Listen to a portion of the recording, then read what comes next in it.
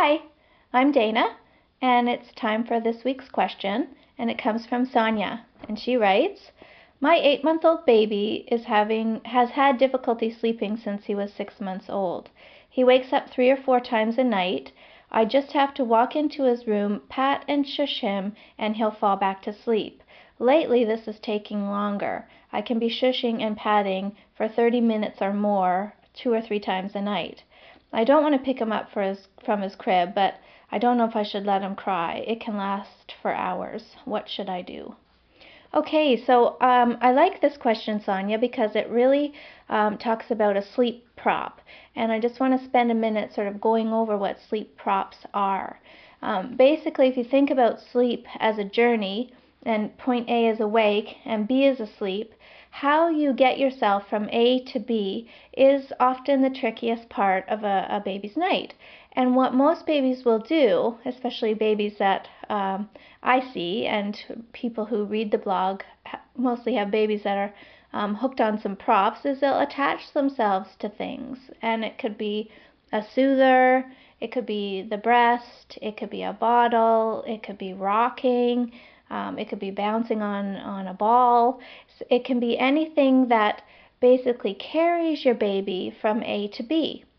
And so in the night, when your baby has a natural occurring wake up, instead of just going back to sleep really quickly for those wake ups, it turns into an actual full wake up. And now they're usually crying and they want you to come in and do all the things that got them to sleep in the first place. And this is a good one, Sonia, because it's not sort of the normal prop. It's not one of the most popular props. It's shushing and it's patting. So I would assume that at bedtime, when you put your baby to sleep for the night, you're probably standing by the crib and doing some shushing and patting. And so, you know, that's his way into sleep. Mom pats me, mom shushes, and I make my journey and off I go. So when he's waking in the night, he wants you to come in and do that all over again. It sounds like in the past it was relatively easy. You just had to go in and do a bit of patting and he was back to sleep. But what I find is troublesome about props is that they don't always work and they become more difficult as time goes on. So what used to be sort of a quick fix is now turning into this sort of frustrating 30 minutes or more, which is common with all props. So what that usually suggests is that he's probably not thrilled with the idea that you have to come in and shush and pat him all through the night. He might be looking for some of his own strategies that are a bit more independent. And so this is a good time to sort of guide him down that road. So I would start at bedtime, and it's okay to be there. But what I want you to do is for the next 3 nights, I want you to just pat and shush less. So make it intermittent. So you might pat for 30 seconds and then you're going to stop for a minute. And you might do it again and you're going to stop. And every 3 days I want you to back away from the crib and I want you to do a lot less shushing and patting. Basically wean him off the idea that you need to be there shushing and patting in order for him to sleep. And so, you know, by night 7, you should be at the door. And once you're at the door, I don't want you to go over to the crib anymore at all. So there'd be no contact, no physical contact.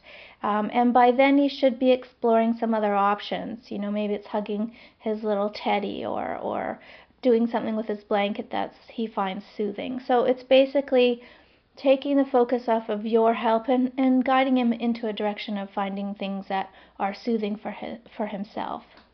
And in the night, if he has wakings, you're going to follow the same system. So you can, you know, shush and pat really intermittently, and then as the nights go on, you're going to do it less and less as you're backing away. And that should get him sleeping through the night. I mean, basically, there's no reason why he shouldn't be sleeping through the night. I'm just looking for his age here, and he's definitely over 6 months old. Oh, sorry, he's 8 months old. So, yeah, there's really no reason why he can't be going a solid 11 or 12 hours with no visits from you. He should be able to handle this on his own. So it starts with bedtime, and then it moves through the night. And really, a prop can, some of the other props I've heard of over the years was playing with mom's hair. Lots of children like to play with mom's hair as they fall asleep. holding hands. I even had a client who had a little mole on her neck that her 2-year-old liked to touch the mole as he fell asleep. So it can really be anything that you've convinced yourself you need in order to fall asleep. And the truth is, you don't need it. You can definitely sleep without it, but it's just that the absence of it causes you a bit of anxiety. So thanks a lot for your